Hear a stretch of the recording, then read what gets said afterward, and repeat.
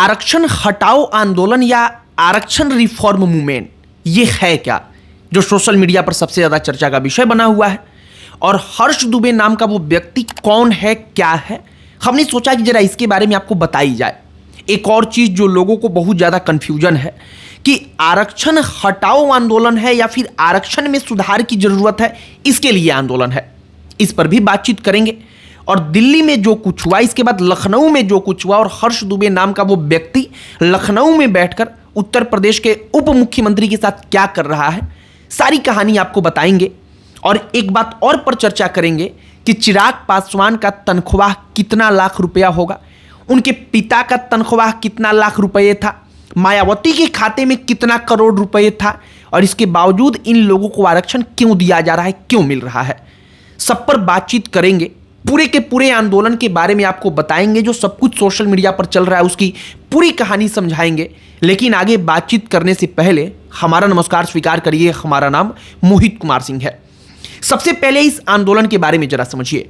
एक ऐसा आंदोलन जो सोशल मीडिया से शुरू हुआ, जब कॉकरोच प्रोटेस्ट कर रहे थे सीजेपी वाले, तब उस प्रोटेस्ट के बाद से सोशल मीडिया पर आरक्षण में सुधार को लेकर के जो कई दशकों से बातचीत हो रही थी, लेकिन कोई बड़े स्तर पर एकजुटता लोगों में नहीं आ रहा था। इसको लेकर लोग एकजुट हुए, सोशल मीडिया हैंडल बना, लोग वहां पर कई लाख की संख्या में जुड़ते चले गए, कई मिलियन लोग जुड़ गए।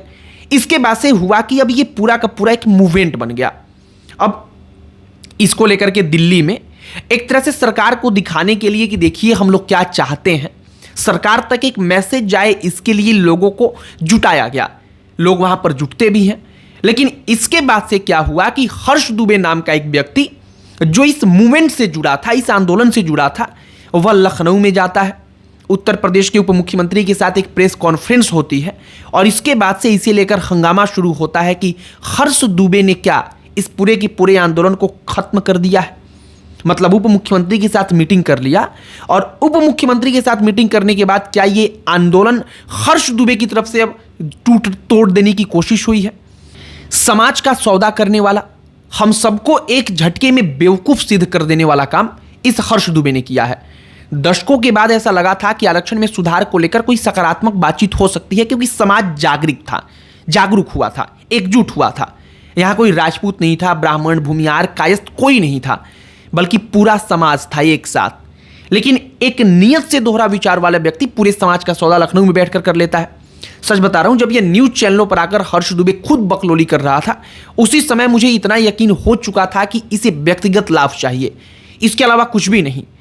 इसे खुद बड़ा बनना है, बस इतनी ही इसकी लालसा है।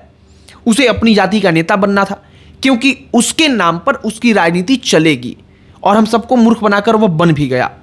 सबसे बड़ा सवाल है कि हर्ष दुबे नाम का गंवार और बेवकूफ आदमी आरक्षण क्या राज्य सरकार का मसला है कि राज्य सरकार के मंत्री के साथ बैठकर बातचीत कर रहा है? हर्ष कह रहा है कि वही एकमात्र रास्ता था जिसके जरिए हम अपनी बात केंद्र सरकार तक पहुंचा सकते हैं। बेवकूफ आदमी, तो तूने दिल्ली में लोगों को क्यों बुलाया? अगर उसे बातचीत ही करनी थी तो केंद्र सरकार से करनी चाहिए थी, लेकिन नहीं, उसे नेता बनना था। उसे मालूम है कि यूपी में अगले साल चुनाव है, और उसने इस मौके को भुना लिया। हर्ष दुबे की औकात थी क्या कि वह दिल्ली में भीड़ जुटा ले? उसकी हैसियत की बाहर की चीज थी। उसके पीछे कई दूसरे लोग थे जिसके कारण भीड़ आई थी, लेकिन नीच किस्म का यह व्यक्ति पूरे समाज का सौदा जाकर लखनऊ में बैठकर करता है। अरे दोहरे चरित्र के इंसान, सरकार के किसी व्यक्ति की, कोई भी जिम्मेदार व्यक्ति, जिन लोगों को पीटा गया यहां पर दिल्ली में, क्या उसके लिए आकर माफी भी मांगा है? उसने खेद प्रकट किया है? नहीं किया है। और तुम उनके साथ एसी में बैठकर कोल्ड ड्रिंक पी रहे हो। कॉकरोच तुमसे अच्छे थे, तुम दीमक की तरह हो। यह हर्ष दुबे का कहानी है, जो मुझे लगता है, जितना मैंने समझा है। अब समझिए कि आरक्षण में सुधार की मांग का पूरा मतलब क्या है। आपको कुछ उदाहरण से समझाते हैं। आरक्षण में सुधार सिर्फ हमारी आवश्यकता नहीं है, मतलब कि अगड़ी जातियों की नहीं है, बल्कि इससे ज्यादा उन लोगों को इसमें सुधार के लिए आंदोलन करना चाहिए जो चिराग पासवान की जाति के हैं। उस जाति के लोगों को आकर कहना चाहिए कि हमारी जाति के आरक्षण का हिस्सा चिराग को क्यों दिया जा रहा है, बल्कि जिसके पिता मंत्री रहे हो, जिसका चाचा मंत्री रहा हो, जिसका भाई सांसद रहा है, वह खुद मंत्री हो, उसे क्या जरूरत है? अखिलेश तेजस्वी के जाति वाले यादवों को आकर कहना चाहिए कि उनके जाति के आरक्षण का हिस्सा मुलायम और लालू के खानदान को क्यों मिल रहा है, उनको क्या जरूरत है? चंद्रशेखर रावण के जाति वालों को आकर लड़ना चाहिए कि उनके जाति का आरक्षण का हिस्सा रावण को क्यों दिया जा रहा है, चंद्रशेखर रावण को क्यों मिल रहा है? यह लड़ाई सिर्फ अगड़ी जातियों का नहीं है, बल्कि दलित जातियों के लिए और पिछड़ी जातियों के लिए है, जिनके हिस्से का आरक्षण सिर्फ कहीं अखिलेश यादव खा रहे हैं, कहीं चिराग पासवान खा रहे हैं, तो कहीं चंद्रशेखर रावण खा रहे हैं। मुसहर को आकर कहना चाहिए कि जीतन राम मांझी को हमारे हिस्से का आरक्षण क्यों दिया जा रहा है। इस गलतफहमी में मत रहिए कि आरक्षण सिर्फ अगड़ी जाति को नुकसान दे रहा है, बल्कि चिराग का बेटा होगा तो आरक्षण लेकर फिर मंत्री बनेगा, रिजर्व्ड सीट से वो चुनाव लड़ेगा क्योंकि वो आरक्षित श्रेणी में आता है। लेकिन आप दूसरे के खेत में कुदाल चला रहे हैं और आपका बेटा भी कुदाल ही चलाएगा, आपकी हैसियत ही उतनी नहीं हो पाएगी कि आप कभी भी सांसद का चुनाव लड़ जाएं, विधायक का चुनाव लड़ जाएं, आप किसी एक सीट को प्राप्त कर पाएं। हम कह रहे हैं कि इस समय बदलाव के लिए इकट्ठा हुई है। चिराग के पिताजी को 2 लाख रुपए से ज्यादा का तनख्वाह भारत की सरकार दे रही थी और अब उनको भी दे रही है, लेकिन अब भी वो आरक्षण लेकर सांसद बने हुए हैं। मायावती ने साल 2012 में बताया था कि 13 करोड़ रुपया अपने बैंक के खाते में उन्होंने रखा हुआ है, लेकिन मायावती आज भी आरक्षण की श्रेणी में है। हमारे गांव का, उनके ही जाति का एक व्यक्ति जिसका काम यह है कि लोगों के खेत में कुदाल चलाता है, उसके पिताजी भी यही काम करते थे, लेकिन उसको पता ही नहीं है कि आरक्षण कैसे ऊपर पहुंचा सकता है। हम कह रहे हैं कि आरक्षण में सुधार इसलिए होना चाहिए कि अगर किसी के पिताजी लाखों रुपए का तनख्वाह पा रहे हैं या पा रहे थे, तब उसका बेटा आरक्षण के लिए एलिजिबल नहीं माना जाना चाहिए। जीतन राम मांझी कई लाख रुपए का तनख्वाह पा रहे हैं, उनके बेटे कई लाख रुपए का तनख्वाह पा रहे हैं, मंत्री बन गए हैं राज्य में, जीतन राम मांझी केंद्र में, उनकी बहू कई लाख रुपए का तनख्वाह पा रही हैं, विधायक बन गई हैं, उनकी समधन कई लाख रुपए का तनख्वाह पा रही हैं, विधायक हैं।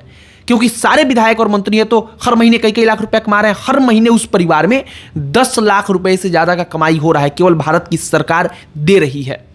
और फिर भी आरक्षण की श्रेणी में, लेकिन वो पूरा का पूरा परिवार है। लेकिन उसी बिहार के गया जी जिले में मैंने उस मुसहर परिवार को भी देखा है जिसमें किसी के दादाजी नाली साफ करते थे और उसके पिताजी भी वही करते हैं और अब लड़का भी वही कर रहा है, लेकिन उसे नहीं मालूम है कि आरक्षण कैसे उसके पास तक पहुंचेगा। और अगर इसमें सुधार की बात हम कर देंगे तो हम बुरे हो जाएंगे। जो समझना है समझिए, लेकिन अब समय की जरूरत और यह किसी सामान्य जाति के लिए जितना फायदेमंद नहीं है, उससे कई गुना ज्यादा फायदेमंद चिराग के जाति के लिए है, जीतन राम मांझी के जाति के लिए है, इन जातियों के जो 98% लोग हैं उनके लिए है।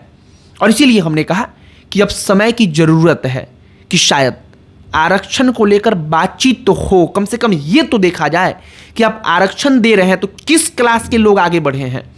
हर जाति में 2% लोग आगे बढ़ गए हैं। चिराग पासवान दुसाध जाति से आते हैं, दुसाध में सिर्फ 1.5 से 2% क्रीमी लेयर आगे बढ़ चुका है, वो पदों पर बैठ गया, अब किसी को वहां पर आने ही नहीं दे रहा है। कई खानदानों से केवल वही बैठा हुआ है, खानदानी मतलब पद हो गया है उनका। आखिर जो 98% लोग हैं, 100 में 98 लोग उस जाति के, क्या उनको मौका नहीं मिलना चाहिए? और इस बात पर विचार अवश्य होना चाहिए। और यही पूरा का पूरा आरक्षण का जो आंदोलन है कि आरक्षण में सुधार हो, इसको लेकर जो डिमांड्स है वो हमने बड़े ही सरल भाषा में समझाने का प्रयास किया है। आपकी प्रतिक्रिया क्या है कमेंट बॉक्स में लिखकर बताइएगा। इस वीडियो को यहीं पर समाप्त करते हैं।